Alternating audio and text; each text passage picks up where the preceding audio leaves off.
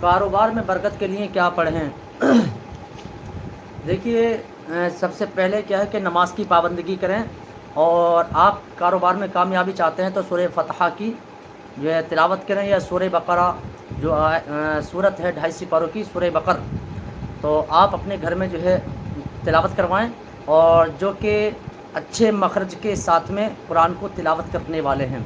ہے نا، جو لفظ تحفظ جو اچھے درست نکالتے ہیں، آپ ان سے یا خود پڑھیں، اگر آپ کے لفظ تحفظ اگر درست ہیں تو خود پڑھیں، اور اگر آپ کے جو ہے لفظ درست نہیں ہے،